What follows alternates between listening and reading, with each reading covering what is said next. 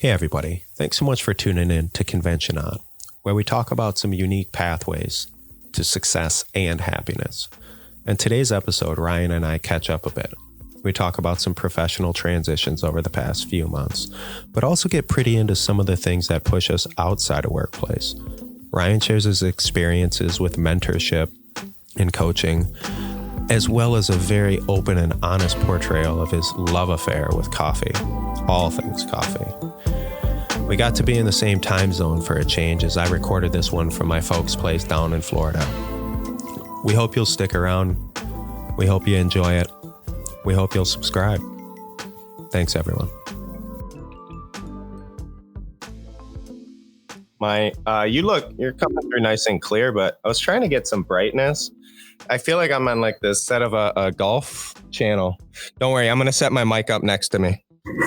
Oh, you're good. Oh, how you doing, bud? I'm doing well. Yeah, it's pop. There's my mama in the background. I know. I see the puppy. Yeah, old Buffer. He's a poor guy, man. He's so he had I think he slipped a disc or something, and they had to do like full on spinal surgery. He's got that look in his eyes, where he's not really sure if he just ate or if food's coming. So that part, that's sad, but I don't know.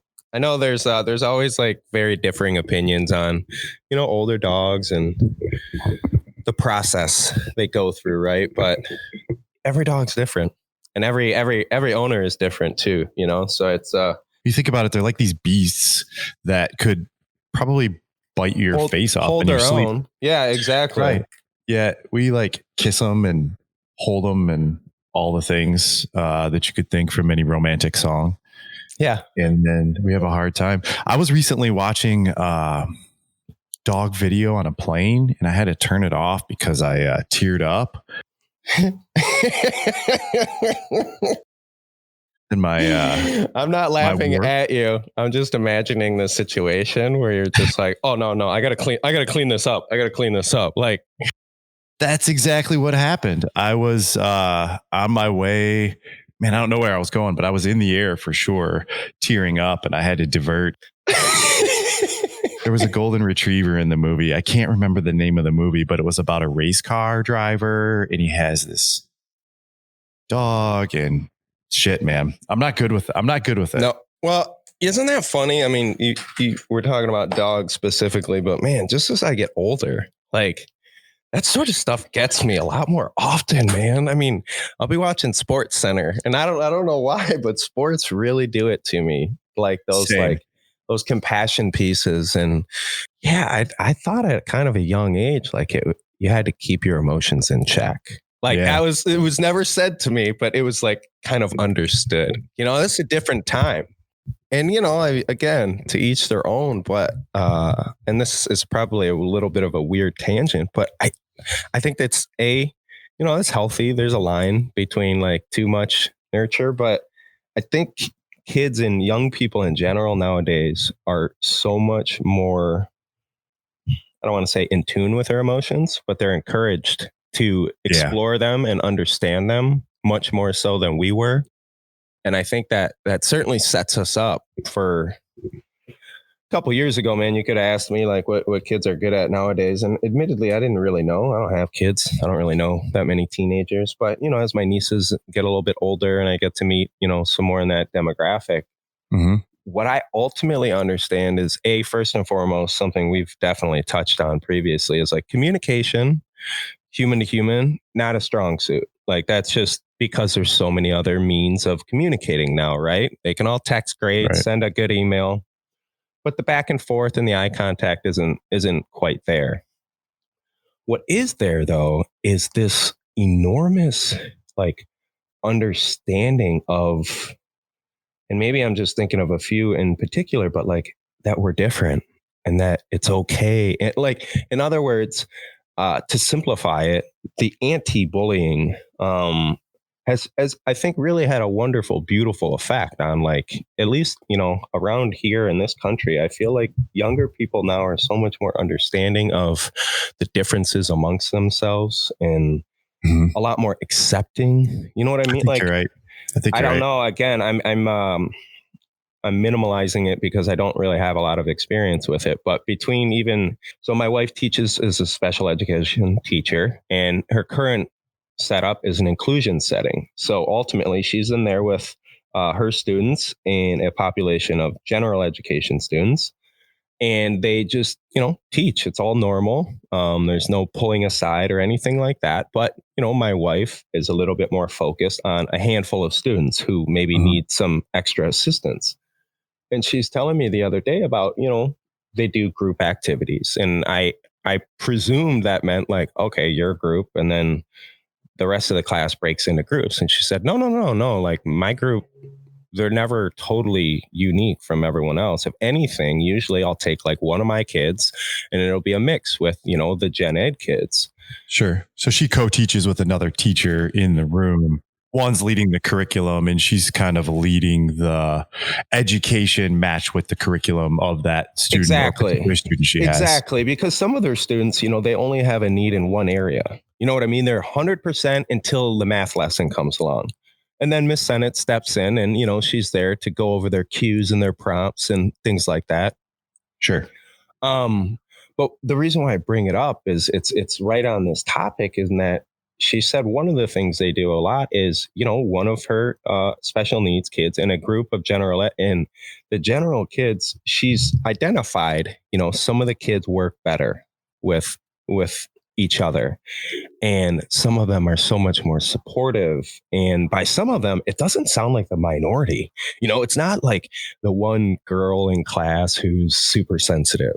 No, sure. Most of them want to be that helper, that hero, that, hero's a little grand, but they want to be supportive and helpful of their classmate who needs their help and support. And man, maybe I was a monster when I was a kid. Like, I hate to, but I was reflecting on that and thinking like, dude, that is not what my classroom was like in elementary school. There's more value placed on it, right? I mean, that's simply put. Well, and there always should have been. I don't know why there were that was so greatly lacking before. I don't want to incriminate myself, but I do think that my views have changed over the past 15 years. I tell you what, though, the other day at practice, I had to have a conversation about why it's not cool to say that's so gay. Oh, good for you, though. Yeah. I pulled the kid aside, talked to him a little bit. So if you can give me some cliff notes, just because, I don't know, you have how do you relate that to a kid without like threatening him? I try not to threaten the kids. When they make me angry, I just make them run. Yeah. But something like this, right, is like, I grabbed him over to the side so that it didn't look like I was scolding him. And, I just kind of like looked him in his eye and I said, hey, listen, when you say that, the biggest thing is you don't know how it affects other people. And so I know it just seems like a thing and it possibly is funny and however that works. But when you make fun of people, don't try to use that as part of what you make fun of. And so he was pretty apologetic. I like that. No, that's a diplomatic, like, what are you going to say? Hey, never make fun of anyone or ever make anyone feel like, come on, man. Like, right. And I try to be conscious of embarrassing them a little bit. Cause like they're 13 years old, right? They have their hands down their shorts. They got like, they're farting. They, they use like curse words when they can. Like on the side, you hear them. They're pretty vulgar little kids, actually. Dude, by the time I was 13, I was well versed. Not that anyone at home knew that, but by then I think I was tired of curse words. So I don't get too involved with the language unless it's a serious like implication. Well, when you're forced to, right? Like when the other coach looks at you, like, damn, now I gotta do so. I think that's a really, I'm impressed by that, Ryan. And I'm sure you've learned a lot through these years of coaching, right? Because I think we all, it's easy to watch Friday Night Lights and think you're going to change some lives, right? And then all of a sudden you're dealing with 13-year-olds They all have their own families. They all have their own role models. You're just there for an hour or two a day, maybe. And so that line between like that's for me always been. Nicole has always encouraged me to coach in some way, shape, or form. And for me, I can't deal with the quantities. I love the idea of like one-on-one mentorship, but I can't handle the give and take. You know, I couldn't handle 8 great players who were responsive to me, and the 2 who just, whose dads were basically telling them to do things differently than me. Like I'm just too. That's the youngest in me. You know what I mean? Like that. You talk about that a lot. I was going to say, I blame that on a lot of things, but really what I'm just saying is I'm just selfish in certain ways. And that's admittedly like one where I'm like, no, man, this is good stuff. If you don't want to listen, just leave, but that's me being kind of a baby in that situation. My dads are really cool and have always been really cool over the years, believe it or not. I mean, maybe like once per season, there's a conversation about why a kid isn't playing as much as he wants to. I can see that. And I think that's a fair conversation. I don't really have any like hard, steadfast rules, nor am I a highly competitive coach, but we win games, right? This year's been a real struggle because we're not winning games. I've been doing it for like 5 or 6 years. And if I talk to the kid, it's one-on-one and that the dad like really isn't present. Okay. So like, there's times where you either get an email or a text message, and if a kid feels like he's not playing enough, it's a valid question to ask. Yeah, it can be discussed. Why not? Right, exactly. And I always try to encourage the dad to have the kid talk to me, which is almost always the case because they're, kind of at that point, they're 7th or 8th grade, right? And so they're at that point where they need to be speaking to adults. Start dealing with adults. Yeah. Yeah. We had one a couple of weeks ago and I wasn't there. I was out of town. I got this new job. So I've been traveling a sick amount more, but my co-coach or assistant coach, I call him co-coach, is there. And the kid talked to him, and I think it was a good conversation. Came back and had hit the best game of his career on the Sunday game. Really? Days. Yeah. So what do you think that what was the essence of the complaint? Was it like just playing time related, or was it other type stuff? It's so hard to tell with them. They're so finicky at that age. I think he had a real shitty game that caused the complaint to his dad. Oh, okay. He didn't, like you said, there's 8 players that are really good and attentive, and there's a few of them that don't play as much, but it's almost like that few that don't play as much change every game. Any one of them could be inattentive at age 13, to be honest with you. And that means that they don't play as much because we have a pretty good system in which everybody gets to play, but you don't play as much if you're not having a good game, right? Yeah. Just like real life. That's life. Yeah, I'm sorry. And I do a lot of reminding of that's how real life works. Hey, I encourage them to be patient, which is a problem with them this year. They freak out. And so this particular kid, he was freaking out. And he's just kind of like, sometimes, and almost every kid goes through this over the 2 years that I'll coach them. They go through this like melancholy stage, almost every one of them. So like he's in that melancholy stage a little bit. And, but the good kid, like he's the kind of kid who walks up and shakes your hand after every game and everything like that always. But you can tell he's going through some things. And so I guess maybe it was just a little kick in the pants that he needed.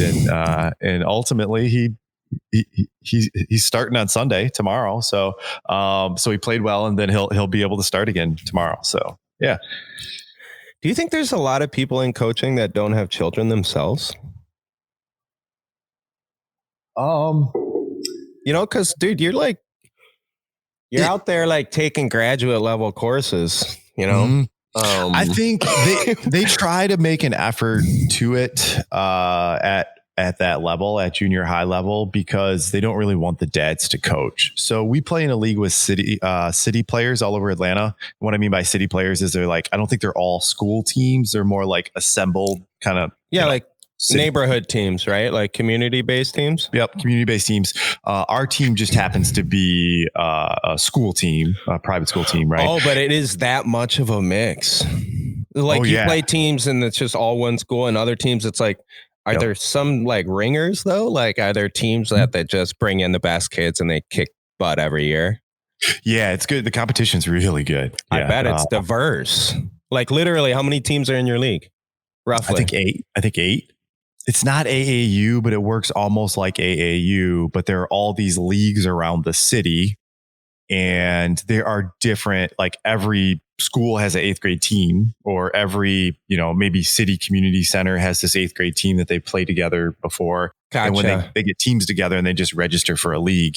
And then that, I don't know that it's necessarily a qualification thing, but our pinnacle is this trip to Charlotte for this, it's not really a national tournament. It's more like a regional tournament, but it's a tournament for all of the Southeast eighth grade teams that are in this particular, it's a Catholic school. When you go to Charlotte, is there a team of 10 future Division I NCAA kids because they're on an AAU team and they just run it year round?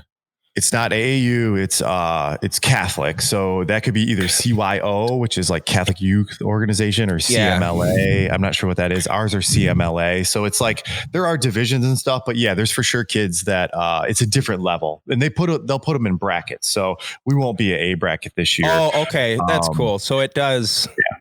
Like, do the kids? I mean, you're 13-year-old. So what is that? 6th, 7th grade? 7th, 8th grade. Okay, 7th, 8th. We're living in a time and age. I don't know if people are real aware of this. I mean, basketball, it's not as common, but there's 8th graders all over the country getting offered football scholarships to big Division I schools. 8th grade kids. So what I'm getting at is football. You got a 50-man teams. There's always going to be the standouts, right? But in basketball, you got a 6'5" 8th grader, which those exist.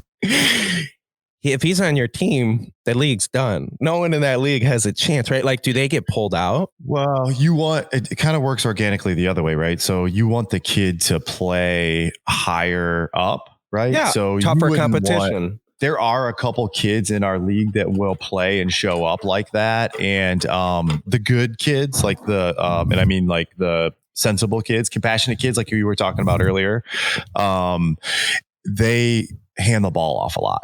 Oh, really? Do. Right. But so for example, shout out Mark. They're in another league probably, right? Where they're playing against their actual peers. And then they do this on the side.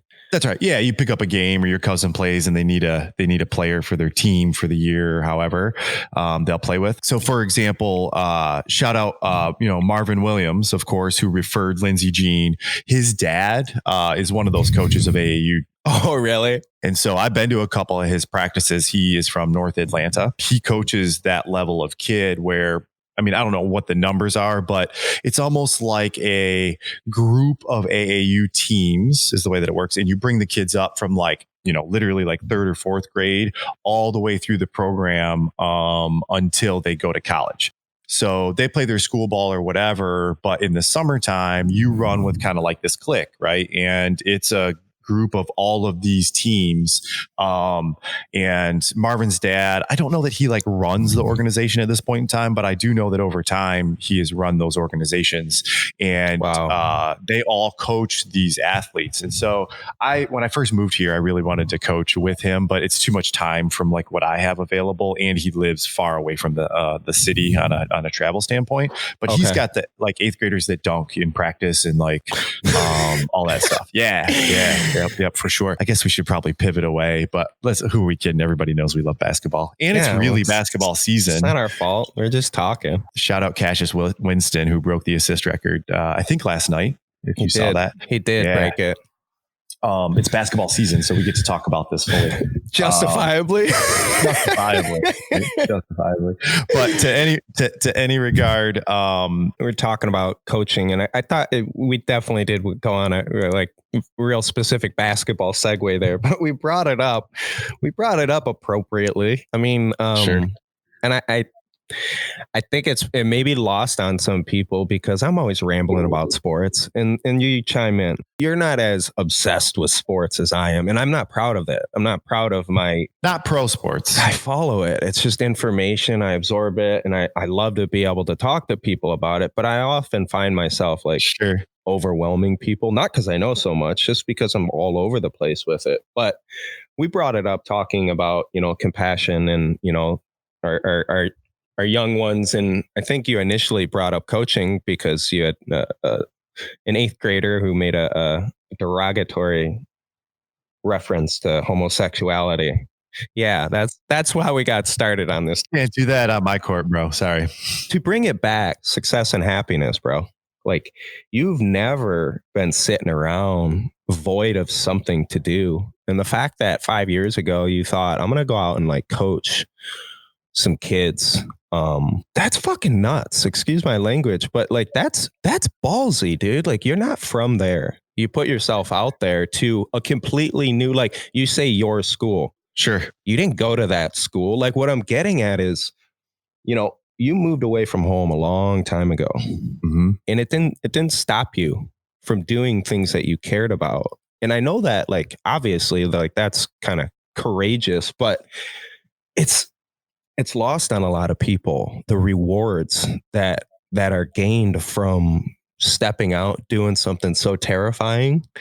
It's great when you got your support system, like jump off a building, they'll catch you. But when you don't have that support system, and you have yourself, and you have that confidence in yourself to go out there and possibly fail, but you wanted to do it, you wanted to try it. Now 5 years later, like, you've had this impact, you're part of this community. And I think that initial step is lost on a lot of people. And you're not going to take this compliment, but it's definitely lost on you. And I can tell, though, like, the effect and the change it's made in your life.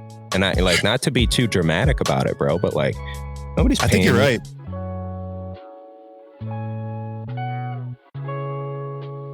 Hey, it's Ryan from the show.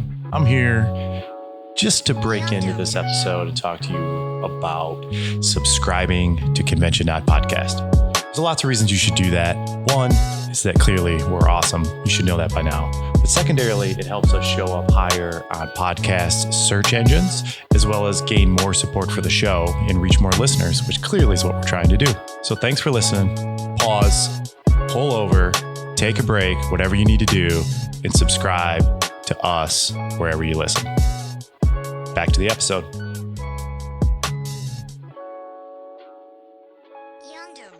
This may be a little less serious, but I have been really obsessed with roasting coffee lately. Yeah, I know you have. So what's the latest? What are you roasting lately? Hold on. First, before you get all weird, all right? Just speaking of your charmed life, in Jen's episode, you guys are talking about fancy airport lounges, and in re-listening to that, I honestly was like, who is this guy? Like, how fancy is McDivitt? So before you get into roasting your coffee, just give a quick 30-second. Well, you want me to go toward the Sky Lounge first? No, we're not going back to the Sky Lounge, because I was just in an airport yesterday, and I hate everyone who gets to go into the Sky Lounge that isn't me. So I don't even want to. Oh, Mikey, what airline are you flying? What'd you fly? Whatever is cheapest. So that's my problem, bro. Not Delta? I don't have anything positive to say about American Airlines. You flew American Airlines from Hawaii? Yeah. Oh shit, bro. Okay. Yeah. With that said, the plane was beautiful. It was a new plane. I always get nervous when there's ashtrays in the plane. This one had no ashtrays on the plane.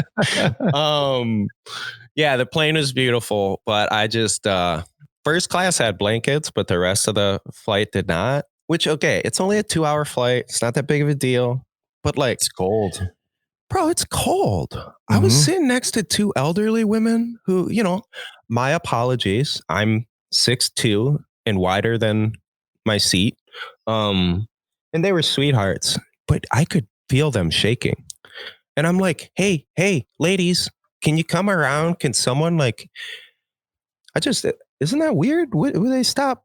It's just different levels of service, man. So with every airline, it is. Yeah. And I don't fly like you do. So I'm not like educated about it. I'm just looking for the cheapest deal. And it burns me every time. Like, often finding the cheapest deal does. It's dedication to your airline that helps. So yeah, options flying out of Hawaii to the mainland it's not quite a hub, Right. Yeah. So thus the reason for the club, man. Like, yeah. To be honest with you, well, I don't know. What is today? Today's like, we're halfway through January and I've already been in 6 cities this year. Really? So That means that I go to the airport like roughly as much as somebody goes to like their office conference room or, that kind of thing. So that's why I use Sky Club, because otherwise, like, when you get these like coffees, you get this shitty coffee, because you're right. I've turned completely into a coffee snob. Shout out Delta. They got okay coffee. They have Starbucks though. Oh, which, I'm not a Starbucks fan, but there's way shittier coffee. If they're going to give me the airplane coffee or Starbucks, I'll take Starbucks. That's true. Not. All right. So sorry, I was making fun of you and teasing your fancy lifestyle. Let's go back to roasting beans, because I think you'll be scientific about that. But what I was asking you to do first is just give a real quick, I think a lot of people love coffee and they don't know what you're talking about roasting beans. Oh yeah. You know what? And I think that people should be a little more educated about this. So in my own neuroticism, and if you haven't picked this up over the year of listening to us, both just obsessive compulsive people. Anything we're into, we just dive into. That's almost. Right. That's why Ryan and I stay away from hard drugs. That's exactly true. Exactly true. So I have always been a coffee drinker and a coffee fan, so on and so forth. But a friend of mine who travels like I do, and he's one of these guys who's a van dweller. So he has converted like a Mercedes. That van life, baby. Yeah, really envious. Ultimately, what I learned from him is about roasting your own beans. And I always thought that to like roast your own coffee beans, which was something that I was aware of, like fresh roasted coffee is excellent. So like when you go on vacation to a Caribbean island and you're like, man, this is the best coffee ever. And that amazing smell. Yeah, that's the roasting of the beans, right? Right. And when you taste it, because it was roasted, a week ago, it's so much fresher than like any variety that you're going to get at pretty much anywhere that doesn't roast beef. Gotcha. It's that simple. And so my buddy, we see each other at a conference, and he's like, he knows about like my fermenting, and I wrote a cookbook myself once, and just all these like things like this around food. And he's like, man, you got to try this. So I can't remember if he ordered me or somehow, or I ordered them myself, but I got about 5 pounds of these green coffee beans in the mail. I remember when you got them. You ecstatic. I was ecstatic. And so that was several months ago. Where'd you get them from? Go back a little bit. From the Coffee Bean Corral, which is a website that's out there. And so I'm kind of like tiptoeing across this very this roasting journey you've been on. You're right. That's filled with rabbit holes. But don't be shy. You got to drop them. You got to drop that, right? I think Coffee Bean Corral is probably one of the better places. There are a couple other places if you want to try. Is Coffee Bean Corral like an Atlanta local thing, or is this all like online? It's all online stuff. Yeah. Okay. Yeah. You order coffee beans. They're way less expensive to order when they're green. So from a cost perspective, it's less expensive, but it's also a total nerd thing because it takes some time. So yeah, you're not doing it because it's cheaper, right? No, I'm not doing it because it's cheaper. It might be, but maybe after a different episode, after this elongated story, I'll tell you about shopping for an espresso machine, which is not cheap, by the way. But that's a progression thing. Yeah. That's an addiction thing. So I start roasting coffee beans with a whisk in like a cast iron skillet, basically, right? No liquid, just like you're toasting sesame seeds or something else, right? Somewhere between sesame seeds and popcorn. Okay. And so I get into that. Well, I'm obsessed by now. And so I've got all of the Reddit feeds, and I'm looking at these YouTube videos about roasting coffee and all these things. So I step up from there, and by now I'm roasting probably 3 or 4 pounds of coffee a week. So everybody I know is trying the coffee and they're doing the things. But now recently I've figured out that I could use my KitchenAid. I'm sorry, dude. I just gotta pause you real quick just for 1 second because dude, this is you. Like, this is with this passion and commitment to things you have interest in. An employer would be so lucky to interest you. Like, it's not lost on, hopefully it's not lost on our viewers. Like, listen, this dedication, you need to find a pathway for it. The amount of time that dudes I know spend playing fantasy sports, if you channeled that into something like this, I mean, I just love, I'm teasing you a little bit, but I'm really appreciating how much you make me feel normal because you are eccentric as fuck about things like this. B, like just your love of it is just, it's fun to hear about and see. And C, I've never done this before, so I'm learning too. But sorry, I had to pause you there just for one moment because I was laughing really hard. Go on, keep pretending you're normal. Tell us about roasting. I only pretend that for short bursts that I'm normal. But you said you're cooking 3 to 4 pounds of it a week. Like, as a human being, you can only consume like maybe one of those. I don't really know. I never thought about beans in poundage. All right, so you got way more supply than you can consume. So everyone you know is getting coffee, right? You're just passing it out. Yeah, taste testing and whatnot. Perfect. Yep. All right. So now I have figured out that I could use my KitchenAid, KitchenAid mixer, mixer, use standard, wedding gift of America, and a heat gun. So like blowtorch, basically. And so this is a whole new world. $20 heat gun from Amazon. Way lower temperature.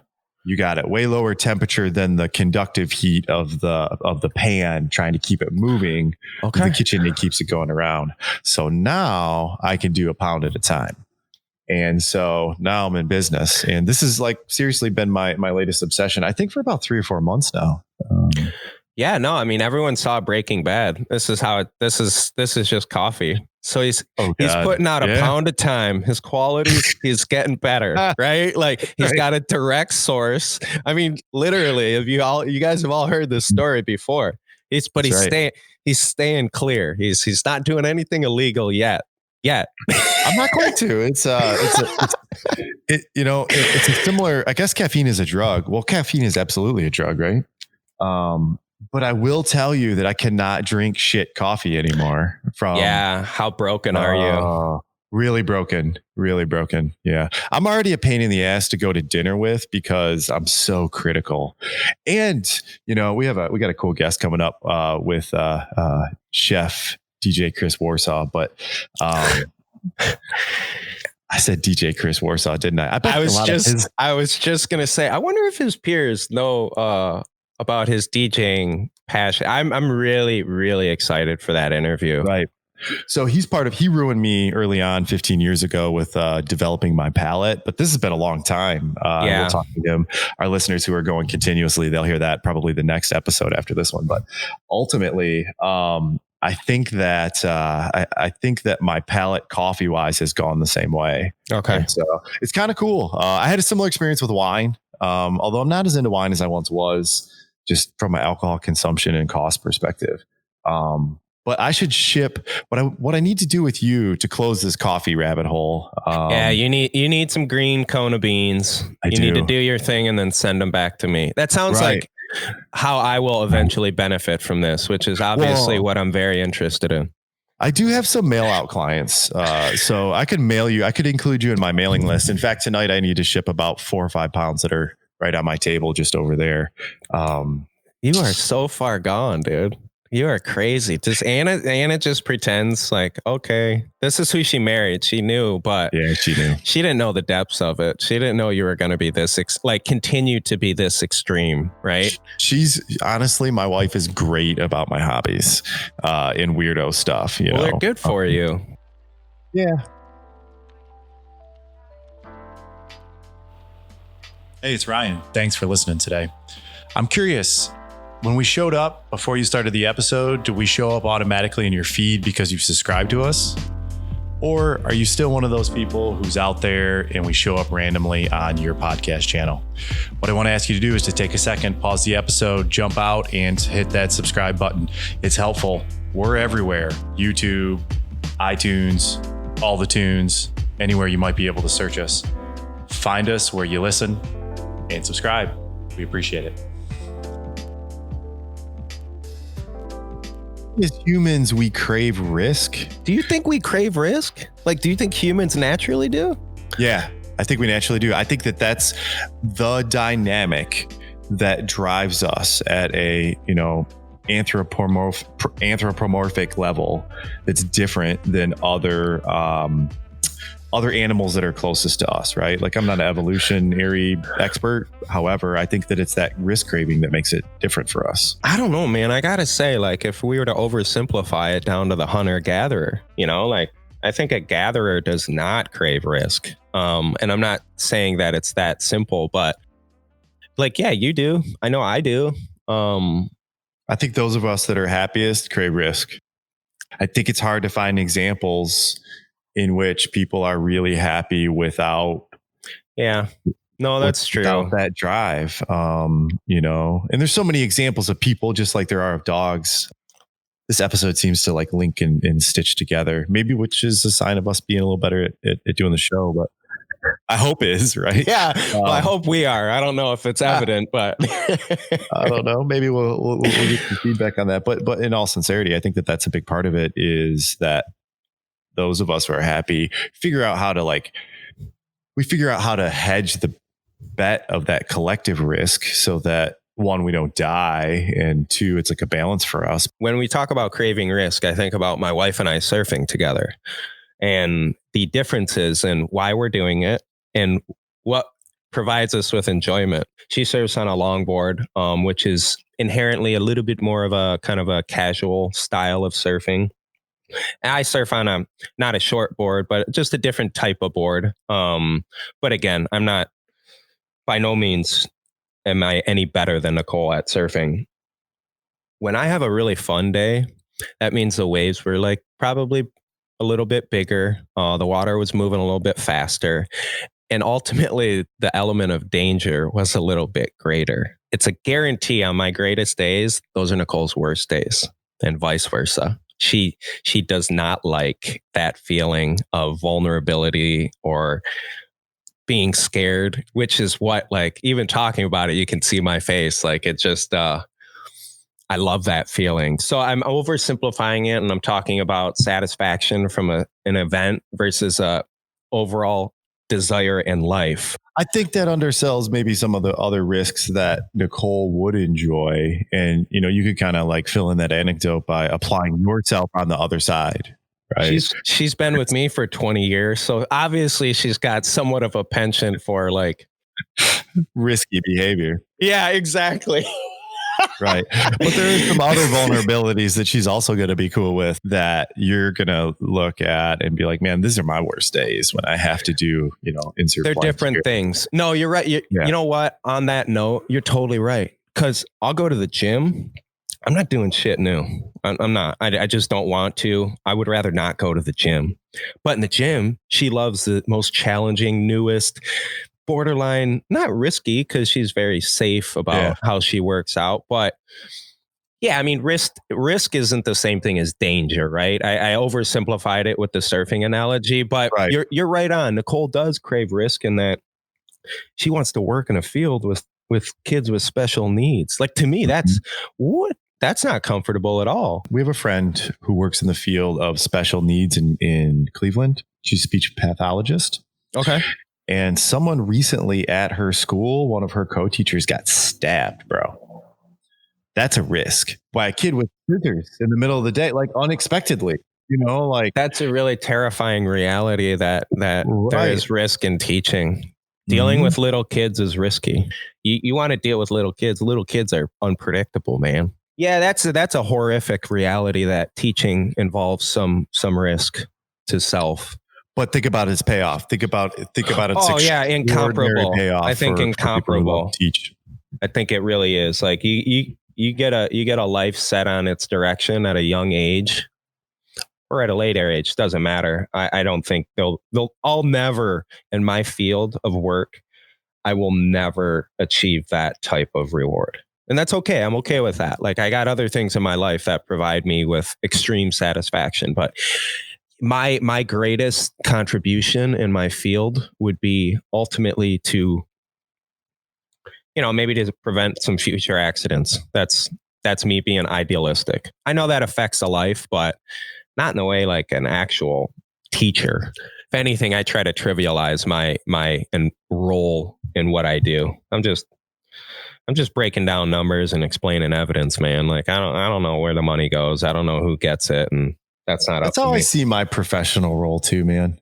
My role is different. I mean, I still break down numbers and do these things in a whole different capacity. But for me, I'm just more of like a conduit at this role in my career. It's not as big of a part of the success as I think what most people get to take pride in. But I do also pursue those payoffs elsewhere. Are you comfortable sharing a little bit about the transition you've gone through in the past couple months? I know it's delicate, but I'd love for you to share that. I mean, especially given what we've kind of spoken about today. I think it's probably easy for our viewers to sit back and assume that we're in these like super established fields and like we've had these jobs forever and like everything's gravy. Yeah, believe it or not, conventioNOT does not pay my bills. No, this year it's nothing but a deficit. Right. Yeah, exactly. So I recently took a role with the largest medical equipment company in the United States, which is a really cool role. And it's a VP role, which is a big part. I've owned business before and run business before, small businesses, but we have a few thousand employees and we're also publicly traded. So it's certainly a big role. I make flowcharts for those people, and I hope that doesn't minimize my effect on their or impact on their business. But ultimately, they are a really big company that is working on providing a little bit more stable delivery of healthcare to patients. People have a lot of anecdotal solutions for healthcare problems. I don't have many of those solutions for healthcare problems, but I have been working in this end of healthcare for almost 15 years now, which is this like durable medical equipment business. And gotcha. That's like, speaking of Florida. Right, speaking of Florida, yeah, where Mike is today. Yeah, right. And so ultimately, I work in that industry and I have for a long time on all sorts of different things, but mostly technology and process.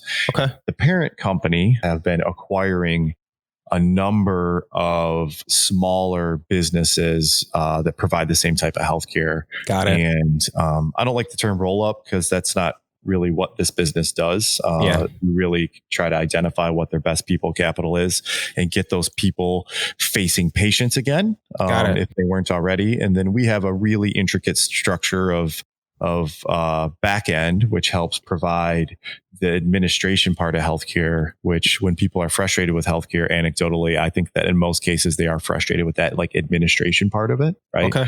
Paperwork and documents and bills and all that shit that it's just exhausting. Right. So this company, very young CEO, kind of our demographic, or maybe even a little bit younger than us. Not that age really matters.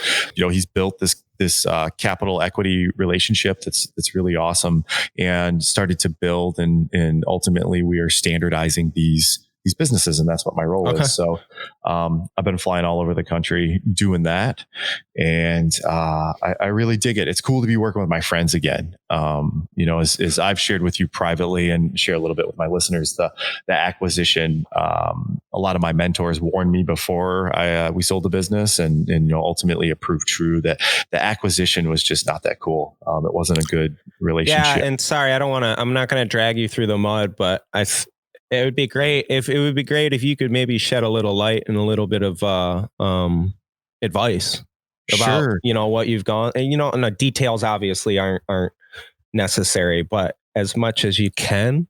Like you just went into what you're doing currently, which is great, but I would love for you to share about that transition, because you and I talked about that quite a bit, off the record. Yeah. So a couple of years ago, we sold a business to a small company who was going to and did take our intellect, or all of the intellectual property that we had created, which ultimately is a lot of education in this field that I just described. So we had quite literally a university of classes that we had published, and that include tests and all these kinds of things. And he rolled our business up, and we all did due diligence, and I had an opportunity to do due diligence. Sorry, when you say roll up, I have an idea of what that means, but when normal people speak, what does that mean? Sure. Roll up of a business generally means that it's an absorption type of a thing. So when you acquire a company, there's one of two specific ways you go. One is that company stays operating with their name and their brand and their specifics that they have built prior to your acquisition. And the other is a roll up, which means that ultimately you just kind of like gobble it up, right? So it seems like it should be rolled down. Like the shutter comes down and the business is closed. But that's what you're getting at. There's either kind of like a romantic, hey, big company came, bought us, but nothing changes. Or there's shit, man, we just got bought. Everything's changing, right? Like that's the reality of it, I feel like. Either of those options, depending on the culture, they work really well, right? I mean, there's all those things, and sometimes stuff does need to be put to bed, right? Right. Or sometimes you're stronger together, or sometimes you have technology which applies to somebody else's technology, which is what we thought. Obvious value, and it's going to be symbiotic, right? You're both going to benefit from it. We're all going to benefit. We're going to impact healthcare in a greater way. My focus for the past 10 years, above and beyond earning income, which is super important to me. And, you know, I drive pretty hard after contracts and all those things like any business person would. But the reality is what pushes me is the delivery of healthcare. And my observation, you know, going back 10, 12, 15 years ago, that the processing and administration of healthcare is what makes it so expensive for people. Yeah. And so I've been able to affect that at a national level for years, especially prior to the purchase of the business and the sale a couple of years ago. Very much so involved in Washington, D.C., shaking hands and with legislators and being asked to contribute to many different trade publications and executive conferences and things like this. When I say I have a charmed life, I'm very proud that I have been able to contribute those pieces to this industry, which is consolidating, which, you know, all healthcare is changing. And, you know, that's part of my end of it too. And so we go to work for this guy and I keep saying we, cause there were a few of us that went from the business. I'll change to I now because I no longer work there. And it just there wasn't space for my skill set. Unfortunately, I think you ask what would I say to people, and I think that when I look back in the mirror at myself, I think that I would have asked for a little bit more of an idea during my diligence phase or due diligence, which is the phase precursing an acquisition or precursing selling your business. When you get to ask all the questions, right? And so I think that I asked all the questions about the money and the payoff, and we got a really nice, you know, situation when it came to the payout. Yeah. But what I forgot to ask was for some triggers or some hooks in our business, or at least our culture and our understanding, in which we were taking a software product to market or taking a business to market. Well, it's clear you just described all your addictions, and you need projects. You're not just show up 9 to 5. You need something to see to completion, right? Like that's your personality type. Right. Which is not everyone at a company. Not everyone's like that. There's a lot of people clock in and clock out, but yeah, you'd rather not show up if there's no work to be done, right? Like, is that kind of, if I can oversimplify it for you, there was nothing to do at this job and they wanted you to be content with that, right? Like they basically, we paid you, dude. Just shut up and stay away. Yep. That's a really good synopsis in that way. Like we paid you, just shut up and stay away. And I mean, we have a, you know, revenue building business. It was 8 years old, very much so double, triple every year, you know, 300% growth pattern over 8 years. Not a big business, but ultimately, you know, that stuff gets put to the back burner. And so personalities start to maybe clash, which was less of the problem, more the culture being kind of the driver of all the stuff. And so it just didn't work for me. And it was okay. And I had the ability to leave, right? You know, I'm not indentured, but I was able to find this new conversation, which I'm sure my tone of my voice probably even changed when I start to explain this like older negative type of a thing. Sure. And so I made a tough decision to leave my team. And I did that. And that was probably like Thanksgiving time, I guess. Yeah. You know, we've produced a few episodes since then, but they've been all guests. Nothing's been about us. That's the explanation as to what happened, at least from my perspective. But I think that I should have really, and next time under my next sale, I'll pay a lot of attention as to what will be expected from me. which sounds weird, right? Like what would be expected from you if somebody gave you a bunch of money to do something, right? And for me, if that answer is, don't worry about it, we'll just give you the money and then figure it out. That's not the right answer, by any stretch of the imagination. Not for me. And I don't think for a lot of people, not for the people who built the business that was worth the money. It's short-sighted, right? Like going back to the desire for risk. Don't get me wrong. I'm not trying to pretend that you and I are so impressive going after the high hanging fruit all the time. All we're saying or encouraging others to do is like, just don't always settle for that lowest one. You know, I mean, at least once in a while, and it doesn't have to necessarily be professionally. If you're in a world in a career where professional risk amounts to suicide, like I understand, but maybe find some risk in not your personal life, but just outside of your office walls. You know, I think failing is a really important part of life, you know, and like, especially in the world of, we're so like job program, but in the world of side hustle, right? Yeah. So there's so many things that you could take joy from that are in that world of risk, in which you could have the financial security that you have during the day, whatever that means to you. And then, apply that side hustle mentality to what it might be, right? And a lot of times that's building content, or a lot of times that's, maybe having some sort of like additional money source, art or sure. Approaching it as like a part-time side hustle type thing. Don't think job, think hustle, That's certainly like a reality. The difference to me between a job and a hustle is in one you have a boss and in the other one you don't, right? I mean, and like, I hate to say it, but yeah. Or when you are your own boss, if you're not content, it's great because it's your fault. And I think that's also a great attitude to have. One of the first things you got to learn is how to overcome the idea that it's your fucking fault, man. That's one of the biggest challenges that a lot of people can't overcome, because they get caught in between the space where it's your fault and it's failure. And, I don't want to sound too cliche, but, you're always going to fail. And if you take too much of the onus of that fault, it's going to keep you off the horse from trying to. It's important to reflect on mistakes and try to prevent them from happening again. But to identify the failing party, it's not that productive. It's not that useful. Like, you need to figure out what went wrong, but who was wrong and what, blah, blah. Like, nope, that's not relevant. Especially, like I said, if it's a side hustle, man, if shit hit the fan, you can blame it on the client who didn't pay you, right? But you can also accept some responsibility and think, you know what, moving forward, I think I need a retainer.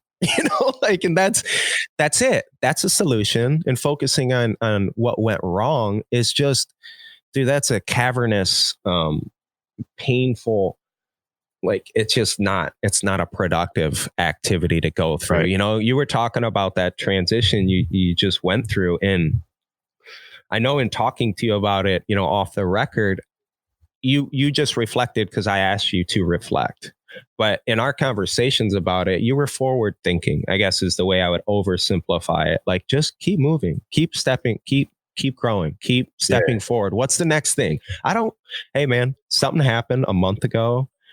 You're still, focusing on it and picking at it. Like, until you stop that, you can't start this. I'm a pretty angry. Yeah. My default is to have a chip on my shoulder.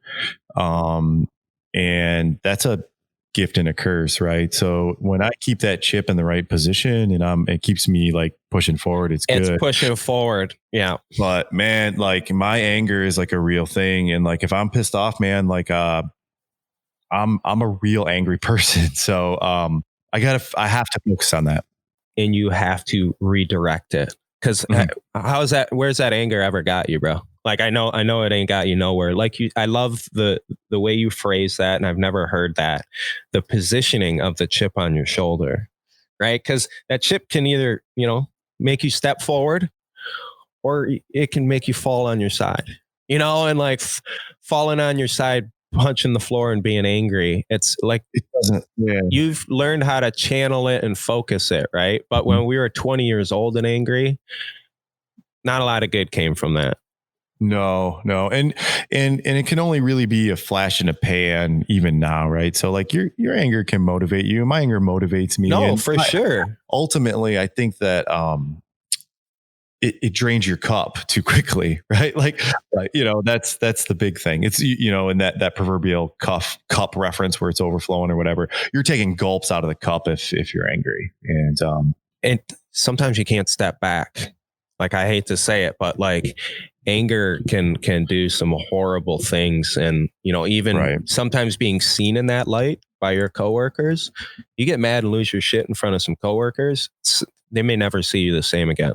Like, that's likely, at least some of them won't. I mean, if you want to talk about risk and odds and all those kinds of things, to very, very much change the subject, I did want to just make reference. So, yeah, I'm in Sun City Center, Florida, at my parents' nice little house here. They are currently down here. They're the proverbial snowbirds. They have the place in Michigan in the Upper Peninsula, and then they come down to Florida in the summers, which is weird because I never ever envisioned my parents living that lifestyle. And, they're both in their mid 70s. Thank the higher power that they're both very, very healthy and active. So today they're having a pasta party. So their friends are coming over. I think there's like 10 people or so coming over, 4 or 5 couples. Yeah. And my parents are going to, help everyone. My dad bought this pasta maker over in northern Italy. So he's gonna show these people how to make their own pasta. And then they're gonna have this dinner. And like, I'm bringing this up. I hope I don't sound like I'm bragging. I'm trying to be kind of funny because my parents are like off. Maybe not off. Maybe odd is the nicer way to phrase it. But they've been doing this shit since I was a kid. And I think that's just why my version of normal is skewed. Well, for sure. When I was 7 or 8 years old, like I thought everyone had sushi. Like I thought everyone's mom knew how to like make hummus, and that's not the case by any means. I feel so blessed and lucky to have parents that can set that example for me, and I know that's rare.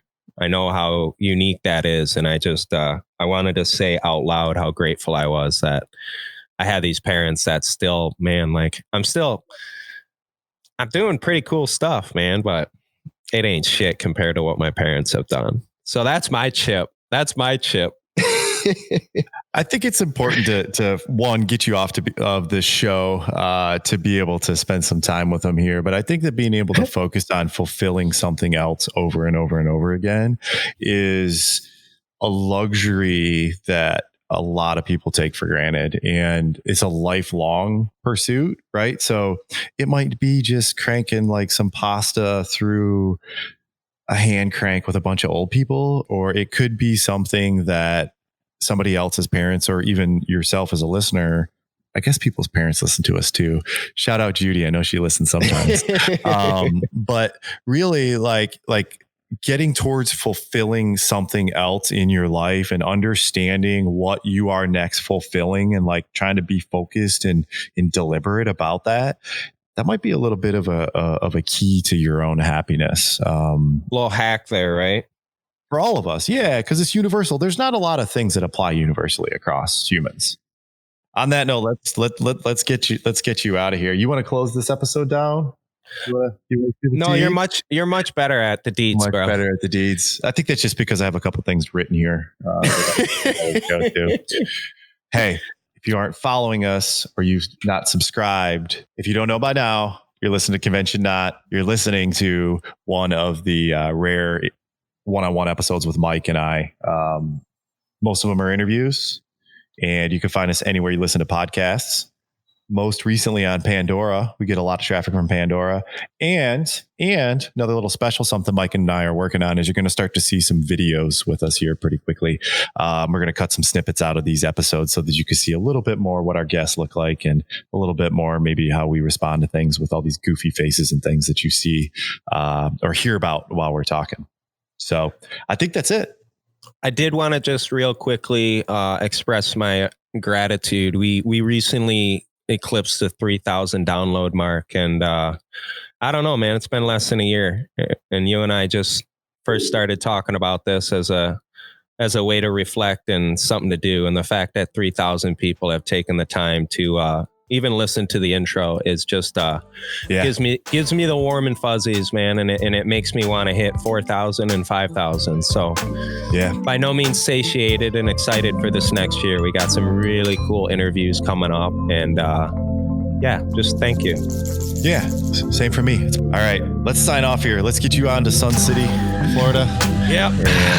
And go check out that course behind me. All right, buddy.